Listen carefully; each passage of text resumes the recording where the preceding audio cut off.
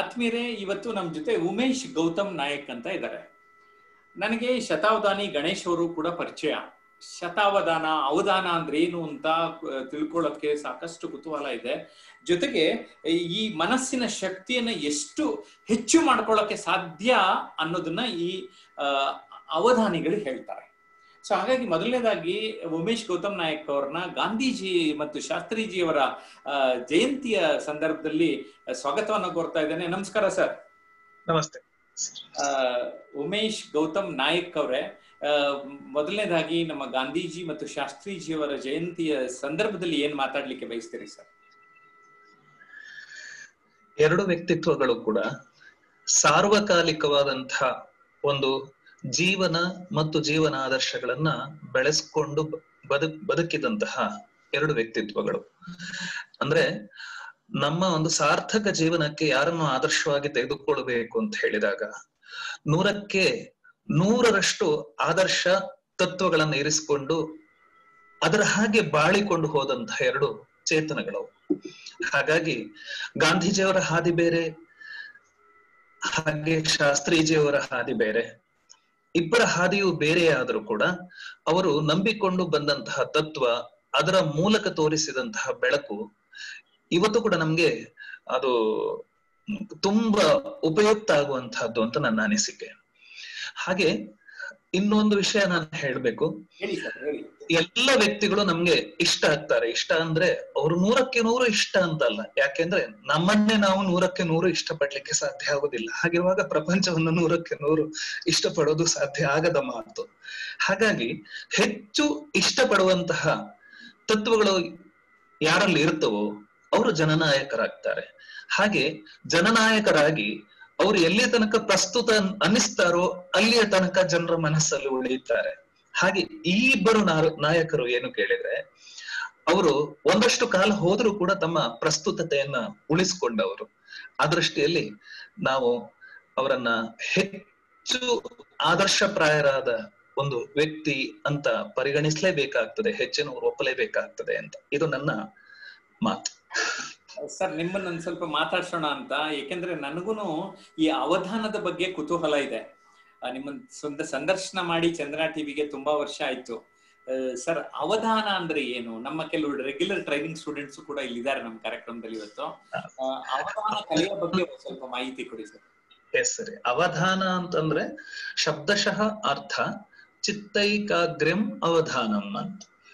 ಮನಸ್ಸಿನ ಏಕಾಗ್ರತೆಯ ಒಂದು ಶಕ್ತಿ ಯಾವುದಿದೆ ಅದು ಅವಧಾನ ಅಂತ. ನಾವು ಎಲ್ಲಿ ಗಮನ ಇರಿಸ್ತೇವೋ ಅದು ನಮ್ಮ ಅವಧಾನದ ಶಕ್ತಿ. ಹಾಗೆ ಮನುಷ್ಯನ ಮನಸ್ಸಿನ ಶಕ್ತಿ ಎಷ್ಟು ಇದೆ ಅಂತಂದ್ರೆ, ಇದು ವೈಜ್ಞಾನಿಕವಾಗಿ ಕೂಡ ಪ್ರೂವ್ ಆದಂತಹ ವಿಚಾರ. ಮನುಷ್ಯ ಒಂದೇ ಹೊತ್ತಿನಲ್ಲಿ 64 ಕಡೆಗೆ ತನ್ನ ಮನಸ್ಸನ್ನು ಕೇಂದ್ರೀಕರಿಸಬಲ್ಲ ಅಂತ ಹೇಳುವಂತಹ ಅವನ ಸಾಮರ್ಥ್ಯ ಅದು ನಾವು ಅಷ್ಟು ಬಳಸ್ತಾ ಇಲ್ಲ. ಯಾಕೆಂದ್ರೆ ಎಷ್ಟೋ ಕಡೆಗಳಲ್ಲಿ ಒಂದರ ಮೇಲೆ ನಾವು ಮನಸ್ಸನ್ನ ಕೇಂದ್ರೀಕರಿಸುವುದು ಕಷ್ಟಕರ ಅಂತ ಅನ್ನಿಸ್ತದೆ. ಮನುಷ್ಯನ ಮನಸ್ಸಿನ ಈ ಒಂದು ಸಾಧ್ಯತೆಯನ್ನ ಆಧರಿಸಿಕೊಂಡು ರೂಪಿಸಲ್ಪಟ್ಟಂತಹ ಒಂದು ಕಲೆ ಅವಧಾನ ಕಲೆ. ಈಗ ವೇದ ಮಂತ್ರಗಳನ್ನ ಕಲಿಯುವಾಗ ಜಟಾಪಾಠ, ಪದಪಾಠ, ಚಕ್ರಪಾಠ ಹಾಗೆ ಹಿಂದೆ ಮುಂದೆ ತಿರುಗಿಸಿ ವೇದ ಮಂತ್ರಗಳನ್ನ ಕಲಿಯುವಂತಹದ್ದು, ಮಂತ್ರಗಳನ್ನ ಅಭ್ಯಾಸ ಮಾಡುವಂತಹ ಒಂದು ಪದ್ಧತಿ ಇತ್ತು.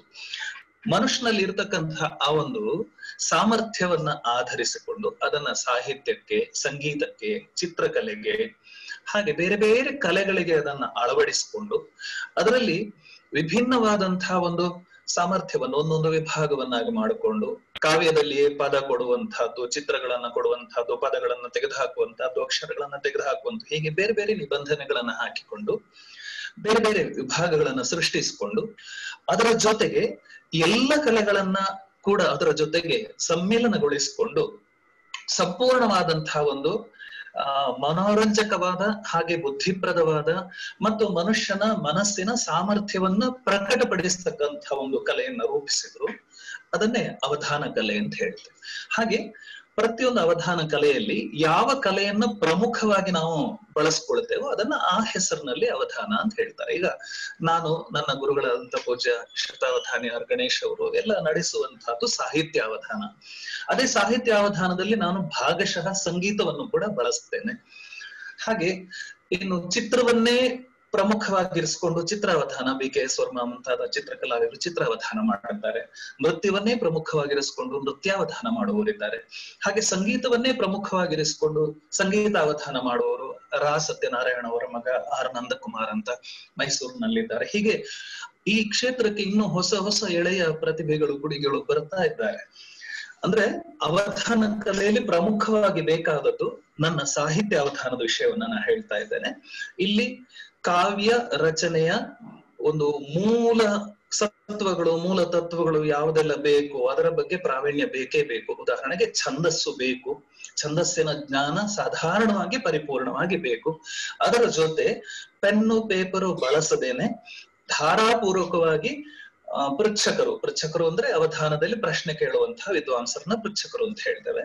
ಅವರು ಹೇಳಿದ ನಿಬಂಧನೆಗಳು ಅನುಗುಣವಾಗಿ ಅವರು ಹೇಳಿದಂತ ಪದಗಳನ್ನ ಬಳಸಿಯೋ ಅವರು ಕೊಟ್ಟ ಸಮಸ್ಯೆಗಳಿಗೆ ಪರಿಹಾರದ ರೂಪದಲ್ಲಿಯೋ ಧಾರಾಪೂರ್ವಕವಾಗಿ ತಡೆ ಇಲ್ಲದೆ ಕಾವ್ಯವನ್ನ ರಚಿಸುತ್ತಾ, ಹಾಗೆ ಅದು ಒಂದೊಂದೇ ಸಾಲು ಒಂದೊಂದು ಸುತ್ತಿಗೆ ರಚಿಸೋದಿರೋದ್ರಿಂದ ರಚಿಸಿದ ಸಾಲುಗಳನ್ನ ನೆನಪಿನಲ್ಲಿ ಇಟ್ಕೊಂಡ, ಹಾಗೆ ಪೃಚ್ಛಕರು ಕೊಟ್ಟ ಎಲ್ಲ ಉಪದ್ರವಗಳನ್ನು, ತಂಟೆ ತಕರಾರುಗಳನ್ನೆಲ್ಲ ನಿವಾರಿಸಿಕೊಳ್ತಾ, ಅದಕ್ಕೆ ನಾವು ಮನಸ್ಸನ್ನ ಕೆಡಿಸಿಕೊಳ್ಳದೆ ಒಂದು ಚಿತ್ತ ಸ್ವಾಸ್ಥ್ಯವನ್ನ ಇರಿಸ್ಕೊಂಡು ತಾಳ್ಮೆಯನ್ನ ಇಟ್ಕೊಂಡ್ಬಿಟ್ಟು ರಚಿಸಿದ ಎಲ್ಲ ಕಾವ್ಯವನ್ನ ನೆನಪಿನಲ್ಲಿ ಇಟ್ಕೊಂಡು ವಿವರಿಸಿ ಹೇಳಿ, ಕೊಟ್ಟ ಲೆಕ್ಕವನ್ನು ಅಥವಾ ಕೇಳಿದ ಪ್ರಶ್ನೆಗಳಿಗೂ ಉತ್ತರವನ್ನ ಎಲ್ಲ ಕೊಟ್ಟು ಎಲ್ಲ ನಿಭಾಯಿಸಿ ಒಂದು 2.5 ಗಂಟೆಗಳ ಕಾಲ ಒಬ್ಬ ಅವಧಾನಿ ತಾನು ಅಪ್ಪಿಕೊಂಡ ಅವಧಾನ ಕಲೆಯನ್ನು ಪ್ರಸ್ತುತ ಪಡಿಸ್ತಾನೆ. ಇಷ್ಟು ಚುಟುಕಾಗಿ ಹೇಳುವುದಿದ್ರೆ, ಯಾಕೆಂದ್ರೆ ಅವಧಾನ ಕಲೆ ಅನ್ನೋದು ಏನು ಕೇಳಿದ್ರೆ ಅದನ್ನ ನೋಡಿದ್ರೆ ಮಾತ್ರ ಅರ್ಥ ಆಗೋದಿಲ್ಲ. ನಾನೇ ಜಸ್ಟ್ ಒಂದು ವಿಷಯ ಹೇಳಿದ್ದೇನೆ, ಅದರಲ್ಲಿರುವ ವಿಭಾಗಗಳನ್ನು ಹೇಳಬೇಕು ಅಂದ್ರೆ ಇನ್ನೊಂದು 5-10 ನಿಮಿಷ ಆಗ್ಬೇಕಂತದೆ. ನೀವು ಇನ್ನೂ ಒಂದು ದಿನ ವಿವರವಾಗಿ ತಮ್ಮನ್ನ ಇನ್ನೂ ಡೀಟೇಲ್ ಆಗಿ ಮಾತಾಡಿಸ್ತೀನಿ.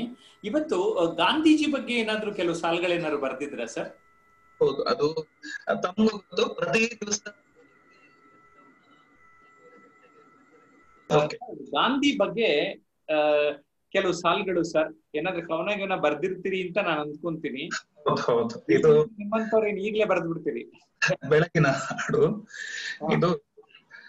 ಒಂದು 5 ಚರಣ ಇರತಕ್ಕಂಥದ್ದು, ನೇರವಾಗಿ ಓದಿ ಬಿಡ್ತೇನೆ. ಓದಿ. ಇಂದು ನಿನ್ನ ನೆನೆದು ಹಾಡಿ ಹೊಗಳುತ್ತೆಲ್ಲರೂ, ವಂದಿಸುತ್ತ ನಿನ್ನ ಜನ್ಮ ದಿನವನಾಚರಿಸುವರು. ಅವಿತ ಟೋಪಿ ಕುರ್ತಾಗಳು ಮತ್ತೆ ಮಿಂಚಿ ಹೊಳೆವವು, ಒಂದು ದಿನಕ್ಕೆ ಸೇಂದಿ ತೊರೆದು ಗಾಂಧಿ ಗಾಂಧಿ ಎನ್ನುವವು. ನೀನು ನಡೆದ ಹಾದಿ ಎನಿತೋ ಜನರ ಪಾಲಿಗ ಆಚಾರ, ನೀನು ನುಡಿದ ಸತ್ಯ ಎನಿತೋ ಮನಕ್ಕಿಂದೂ ಸುವಿಚಾರ, ಹೃದಯ ಮಾರಿಕೊಂಡವರಿಗೆ ನೀ ಪ್ರಚಾರಕ ಆಧಾರ, ಇಂದಾದರೂ ನೆನೆದು ನಾಳೆಗಳನ್ನು ಬೆಳೆಯುವ ಆತುರ, ದೌರ್ಜನ್ಯವ ಮೆಟ್ಟಿ ನಡೆದ ಅಸ್ತ್ರ ನಿನ್ನ ದಂಟೆ, ಕೈಯಲ್ಲಿ ಹಿಡಿದ ದಂಟೆ, ದೌರ್ಜನ್ಯವ ಮೆಟ್ಟಿ ನಡೆದ ಅಸ್ತ್ರ ನಿನ್ನ ದಂಟೆ, ಸೌಜನ್ಯವ ಮರೆತ ಮಂದಿ ಗದುವೆ ಇಂದು ಗಂಟೆ ಬಡಿಲಿಕ್ಕೆ, ಮರಳುಗಾಡೋಳ ಅಲೆವ ಎನಿತೋ ಮಂದಿ ಗದುವೆ ಒಂಟೆ, ಎನಿತೋ ಮಂದಿಗೆ ಅದುವೆ ಒಂಟೆ, ನಿನ್ನ ನಿಜವ ನರಿತ ಜನಕ್ಕೆ ಕಚ್ಚಿ ನಿಂತ ಅಂಟೆ. ನೀನನ್ನೋದು ಒಂದು ಕಚ್ಚಿ ನಿಂತ ಅಂಟೆ. ಎಷ್ಟಂದ್ರೂ ಗಾಂಧಿ ತತ್ವವನ್ನ, ಅದರ ನೈಜವಾದ ಸತ್ವವನ್ನ ಅಂಟಿಸಿಕೊಂಡವರಿಗೆ ಅದನ್ನು ಬಿಡ್ಲಿಕ್ಕೆ ಸಾಧ್ಯ ಆಗುದಿಲ್ಲ. ನೀನು ನಡೆದ ನಿಜದ ಹಾದಿ ನಿನ್ನ ತೆರೆದು ತೋರಿತು, ಕಣ್ಣ ಗ್ರಹಿಕೆಯಂತೆ ಭಿನ್ನ ಚಿತ್ರ ಮೂಡಿತು, ತಂದೆಯೆಂದೇ ದೇಶವೊಂದು ನಿನ್ನ ಹಿಂದೆ ನಿಂತಿತು, ಕೊಂದವನಿಗೂ ಕ್ಷಮೆಯನಿತ್ತ ಎದೆಯ ಸಿರಿಗೆ ಮಣಿಯಿತು, ಹೋರಾಟದಿ ದೇಶದೊಳಿತ ಹುಡುಕಾಟದಿ ಸ್ವಾತ್ಮದೊಳಿತ,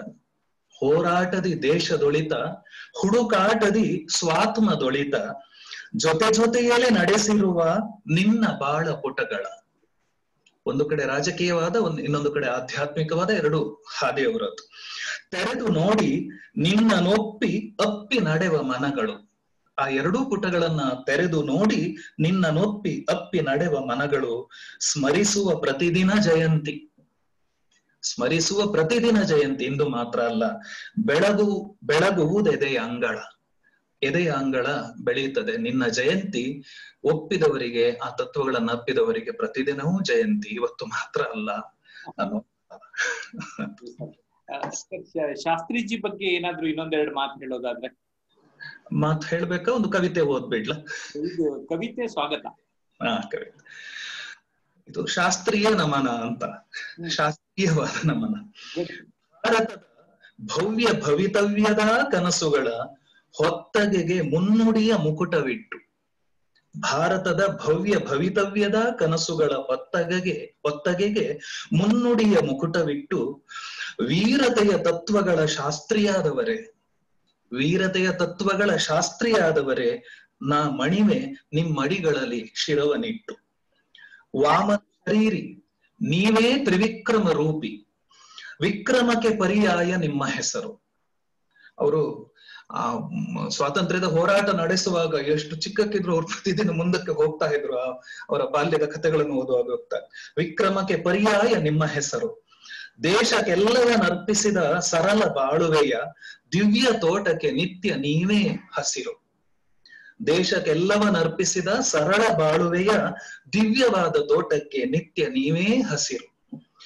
ಕೈಲಿ ಕಾಸಿರದೆಯೇ ಮೈಲಿಗಟ್ಟಲೆ ನಡೆದು ಕೆಂಪು ವೀರರೇ ಶಾಸ್ತ್ರಿಯಾಗಿ ಬೆಳಗಿ.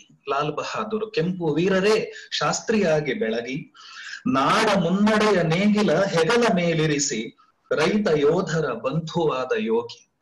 ಜೈ ಜವಾನ್ ಜೈ ಕಿಸಾನ್ ಹೇಳು. ರೈತ ಯೋಧರ ಬಂಧುವಾದ ಯೋಗಿ. ಛಲದ ಬಲದಿಂದೆತ್ತರವನೇರಿ ಶ್ರೀರಾಮನೊಲು ಆಳುವ ಪರಿಯ ಮತ್ತೆ ತೋರಿ. ಛಲದ ಬಲದಿಂದೆತ್ತರವನೇರಿ, ಯಾವುದೇ ಅವರಿಗೆ ಹಿಂಬಲ ಇರಲಿಲ್ಲ, ಅವರ ಬಲದಿಂದಲೇ ಮುಂದೆ ಹೋದವರು. ಎತ್ತರವನೇರಿ ಶ್ರೀರಾಮನಲು ಆಳುವ ಪರಿಯ ಮತ್ತೆ ತೋರಿ, ಎಲ್ಲರೊಳಗೊಂದಾದ ಬಲ್ಲಿದರೆ ವೀರತೆಯ ಎಲ್ಲೆ ಮೀರಿಸಿ ಹಿಡಿದಿರಾವ ದಾರಿ. ವೀರತೆಯ ಎಲ್ಲೆ ಮೀರಿಸಿ ಹಿಡಿದಿರಾವ ದಾರಿ. ಭಾರತೀಯ ವರಪುತ್ರ ನೀವು ಬೇಗನೆ ತೆರಳಿ ದೇಶ ಮುಳುಗಿತು ಕತ್ತಲಾಳದಲ್ಲಿ. ಭಾರತೀಯ ವರಪುತ್ರ ನೀವು ಬೇಗನೆ ತೆರಳಿ ದೇಶ ಮುಳುಗಿತು ಕತ್ತಲಾಳದಲ್ಲಿ. ಮತ್ತೆ ನಿಮ್ಮ ಸತ್ವ ನಮ್ಮೊಳಗೆ ಮೊಳೆಸುತ್ತ ಶಿವಸತ್ಯ ಸುಂದರತೆ ಬೆಳಕ ಚೆಲ್ಲಿ ಹೊಳೆಸಿ ಹೊಸ ಕನಸನೆದೆ ಎದೆಗಳಲ್ಲಿ. ಹೊಳೆಸಿ ಹೊಸ ಕನಸನು ಎದೆಗಳಲ್ಲಿ. ಶಾಸ್ತ್ರೀಜಿ ಅವರ ಹತ್ರ ಪ್ರಾರ್ಥಿಸಿದೆ. ತುಂಬಾ ಅಂದ್ರೆ ತುಂಬಾ ಚೆನ್ನಾಗಿ ತಾವು ಪ್ರೆಸೆಂಟ್ ಮಾಡಿದ್ರಿ ಸರ್. ಈ ಒಂದು ಸಂದರ್ಭದಲ್ಲಿ ನಿಮ್ಮ ಮಾತುಗಳು, ನಿಮ್ಮ ಕವನಗಳು ಹೇಗಿತ್ತು ಅಂತ ನಮ್ಮ ಶಶಿಧರ್ ಕೋಟೆ ಅವರು ನನ್ನ ಪರವಾಗಿ ಮಾತನಾಡ್ತಾರೆ. ಶಶಿಧರ್ ಕೋಟೆ ಅವರೇ. ಉಮೇಶ್ ನಾಯಕ್ ಜಿ ನಮಸ್ತೆ ಸರ್. ನಮಸ್ತೆ ಸರ್. ಸರ್ ನಮಸ್ತೆ. ಧನ್ಯೋಸ್ಮಿ. ಧನ್ಯವಾದ. ನಿಜಕ್ಕೂ ನನಗೆ ಬಹಳ ಸಂತೋಷ ಆಯ್ತು. ನಿಮ್ ಬಗ್ಗೆ ಕೇಳಿದ್ದೆ. ನನ್ನ ಅತ್ಯಂತ ಆತ್ಮೀಯರಾದ ಜಯಪ್ರಕಾಶ್ ಅವರಿಂದಾಗಿ ನಿಮ್ಮನ್ನ ನೋಡುವಂತ ಸೌಭಾಗ್ಯ ಬಂತು.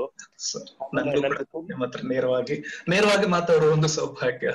ಒಳ್ಳೇದಾಗ್ಲಿ ಸರ್. ಆಮೇಲೆ ವಿಶೇಷವಾಗಿ ನೀವು ಅವಧಾನದ ಬಗ್ಗೆ ಹೇಳಿದ್ದು ನನಗೆ ಇನ್ನೊಂದು ಸಂತೋಷ ಏನಂದ್ರೆ, ಅನೇಕ ವರ್ಷಗಳ ಹಿಂದೆ, ಒಂದು 25 ವರ್ಷಗಳ ಹಿಂದೆನೆ ನಿಮ್ಮ ಗುರುಗಳಾದ ಗಣೇಶ್ ಅವರ ಕಾರ್ಯಕ್ರಮದಲ್ಲಿ ಕಾವ್ಯ ವಾಚನದಲ್ಲಿ ನಾನು ಭಾಗವಹಿಸಿದ್ದೇನೆ. ಒಂದೊಂದು 4-5 ಕಾರ್ಯಕ್ರಮಗಳಲ್ಲಿ. ಅದು ನನಗೆ ಇನ್ನೂ ಮರಿಲಿಕ್ಕೆ ಸಾಧ್ಯ ಇಲ್ಲ. ನಾನು ಹಂಸಧ್ವನಿ ಒಂದು ಯಾವ್ದೊಂದು ಹಾಡುವಾಗ ಅವರು ಸಿಂಹಧ್ವನಿ ಅಂತ ಹೇಳಿದ್ರು. ಅಷ್ಟು ಖುಷಿ ಅಂದ್ರೆ ಅದು ಅವರ ಅಭಿಮಾನ ನನಗೆ ಇನ್ನೂ ನೆನಪಿದೆ. ಅಂದ್ರೆ ಅವಧಾನದ ಬಗ್ಗೆ ಅಷ್ಟು, ನಾನು ಬಹಳ ಪುಟ್ಟ ಗಾಯಕ, ನನಗೆ ಅಷ್ಟು ಗೌರವ ಇದೆ ಅವಧಾನದ ಬಗ್ಗೆ. ಅವಧಾನ ಕಾರ್ಯಕ್ರಮ ಬಗ್ಗೆ ಒಂದು ಅಭಿಮಾನ. ಇನ್ನು ವಿಶೇಷವಾಗಿ ನಿಮ್ಮ ಮಾತುಗಳನ್ನ ಕೇಳಿ ನನಗೆ ತುಂಬಾ, ಮತ್ತೆ ವರ್ಮ ಅವರು ನಾನು ಸಾಕಷ್ಟು ಕಾರ್ಯಕ್ರಮ ಕೊಟ್ಟಿದ್ದೀವಿ, ವಿ.ಕೆ.ಎಸ್. ವರ್ಮ ಅವರು. ಹಾಗಾಗಿ ತುಂಬಾ ಸಂತೋಷ ಆಯ್ತು. ನಿಮ್ಮ ಮಾತುಗಳನ್ನ ಕೇಳ್ತಾ ಇದ್ರೆ ನುಡಿದರೆ ಮುತ್ತಿನ ಹಾರದಂತಿರಬೇಕು ಅಂತ ಬಸವಣ್ಣವ್ರು ಹೇಳಿದ್ದ ನಿಮ್ಮನ್ನ ನೋಡಿ, ನಿಮ್ಮಂತವ್ರನ್ನ ನೋಡಿ. ಯಾಕೆಂದ್ರೆ ನಾನು ಜೆ.ಪಿ. ನಾವ್ ಯಾವತ್ತು ಮಾತಾಡ್ತಾ ಇರ್ತೀವಿ. ಈ ನೋಡಿ, ಅವರು ಮಾತಿನ ಮೋಡಿಗಾರರು ಜೆ.ಪಿ. ಅವರು. ಎಷ್ಟು ಒಳ್ಳೆಯ ರೀತಿಯಲ್ಲಿ ಅವ್ರು ಎಷ್ಟು ಜನರನ್ನ ಯಾವಾಗ್ಲೂ ಅಷ್ಟೇ ಆ ಮಾತೆ ಮಾಣಿಕ್ಯ. ನಿಮ್ಮ ಒಂದು ಮಾತಿನಲ್ಲಿ ಇರುವಂತಹ ಶುದ್ಧ ಸಾಹಿತ್ಯ ನಾವೊಂದು ಎಷ್ಟು ಚೆನ್ನಾಗಿದೆ. ನಾವ್ ಏನಾಗಿದೆ, ಒಳ್ಳೆ ಉಚ್ಚಾರವನ್ನ ಕೇಳೋದೇ ಕಷ್ಟ ಆಗಿಬಿಟ್ಟಿದೆ ಸರ್ ಈ ಸಂದರ್ಭದಲ್ಲಿ. ನಿಮ್ಮಂತವ್ರ ಆದರ್ಶ, ನಿಮ್ಮ ಮಾತುಗಳು ಎಷ್ಟು ಖುಷಿ ಆಯ್ತು ನನಗಂದ್ರೆ. I am so happy, I am really happy ದೇವ್ರು ಎಲ್ರಿಗೂ ಒಳ್ಳೇದ್ ಮಾಡ್ಲಿ ಸರ್. ನಾವು ಒಂದ್ಸಲ ಪರ್ಸನಲಿ ಭೇಟಿ ಆಗ್ತೇನೆ ನಿಮ್ಮನ್ನ. ಇಷ್ಟು ಜನರಿಗೆ ನೀವು ಸಂತೋಷ ಕೊಟ್ಟಿದ್ದೀರಿ. ಆಮೇಲೆ 2 ಸಾಲ ನಾನು ಹಾಡ್ಬೇಕು ನಿಮ್ಮ ಹಾಡನ್ನ. ಅದು ಇಂದು ನಿನ್ನ, ಅದೊಂದು ಲೈನ್ ಹೇಳಿಬಿಡಿ ಸರ್. ಇಂದು ನಿನ್ನ ನೆನೆದು ನೆನೆದು ಹಾಡಿ ಹೊಗಳುವುದೆಲ್ಲರೂ, ಇಂದು ನಿನ್ನ ನೆನೆದು ನೆನೆದು ಹಾಡಿ ಹೊಗಳುವುದೆಲ್ಲರೂ, ತ್ರಿಶ್ರದಲ್ಲಿ ಗೊತ್ತಾಯ್ತು. ಹಾಡಿ ಹೊಗಳು ತೆಲ್ಲರು ವಂದಿಸುತ್ತ ನಿನ್ನ ಜನ್ಮ ದಿನವನ್ನ ಆಚರಿಸುವರು. ಅಷ್ಟೇ ಅದನ್ನು ಸುಮ್ಮನೆ ಒಂದು ಎಕ್ಸ್ಟೆಂಪ್ ತರ ಹಾಡ್ತೀನಿ. ಸಾಮಗಾರಿಸ ಪಾಸ ನೀದಪ ಸಾಮಗಾರಿಸ ನೀದಪ ಮಗಾರಿಸ, ಇಂದು ನಿನ್ನ ನೆನೆದು ನೆನೆದು ಹಾಡಿ ಹೊಗಳುತ್ತ, ಇಂದು ನಿನ್ನ ನೆನೆದು ನೆನೆದು ಹಾಡಿ ಹೊಗಳುತ್ತೆಲ್ಲರು, ಇಂದು ನಿನ್ನ ನೆನೆದು ನೆನೆದು ಹಾಡಿ ಹೊಗಳುತ್ತೆಲ್ಲರು, ವಂದಿಸುತ್ತ ನಿನ್ನ ಜನ್ಮ ದಿನವನಾಚರಿಸುವರು, ವಂದಿಸುತ್ತ ನಿನ್ನ ಜನ್ಮ ದಿನವನಾಚರಿಸುವರು, ಇಂದು ನಿನ್ನ ನೆನೆದು ನೆನೆದು ಹಾಡಿ ಹೊಗಳುತ್ತೆಲ್ಲರು, ವಂದಿಸುತ್ತ ನಿನ್ನ ಜನ್ಮ ದಿನವನಾಚರಿಸುವರು, ವಂದಿಸುತ್ತ ನಿನ್ನ ಜನ್ಮ ದಿನವನಾಚರಿಸುವರು. ತಕಿಟ ತಾವ್ ನಾದಿನ್ನ ಸಮಗಾರಿಸ ನೀದಪ ಸಮಗಾರಿಸ ನೀದಪ ಮಗರಿಸ. ಶುಭವಾಗಲಿ ಸರ್. ಬಹಳ ಖುಷಿ ಆಯ್ತು ನನಗೆ. ಸಾಹಿತ್ಯ ಬೇಕು ನನಗೆ, ಇನ್ನೊಂದ್ಸಲ ಫುಲ್ ಕಳಿಸ್ಕೊಡ್ಬೇಕು ನನಗೆ. ಜೆಪಿ ಅವರೇ ತುಂಬಾ ಸಂತೋಷ ಆಯ್ತು ಸರ್. ಥ್ಯಾಂಕ್ ಯು ಧನ್ಯವಾದ. ಅವಧಾನ ಅಂದ್ರೆ ತಕ್ಷಣಕ್ಕೆ ಏನಾದ್ರೂ ಕೆಲಸ ಹೇಳಿದ್ದನ್ನ ಮಾಡೋದಲ್ಲ. ಹೌದೌದು. ಕೋಟೆಯವರು ಅದನ್ನ ಇನ್ಫ್ಲೂಯೆನ್ಸ್ ಆಗ್ಬಿಟ್ಟು ಮಾಡ್ಬಿಟ್ರೆ ಈಗಲೇ.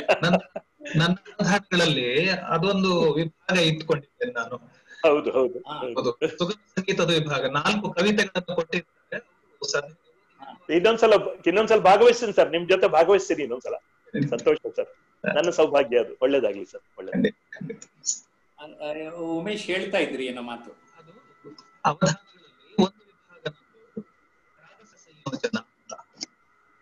ಆತ್ಮೀಯರೇ, ಇದುವರೆಗೆ ನೀವು ಉಮೇಶ್ ಗೌತಮ್ ನಾಯಕ್ ಅಷ್ಟಾವಧಾನಿ ಅವರ ಮಾತುಗಳನ್ನ ಕೇಳಿದ್ರಿ. ಗಾಂಧೀಜಿಯವರ ಬಗ್ಗೆ, ಶಾಸ್ತ್ರೀಜಿಯವರ ಬಗ್ಗೆ ಒಂದೊಂದು ಕವನಗಳನ್ನು ಕೂಡ ಪ್ರಸ್ತುತಪಡಿಸಿದ್ರು.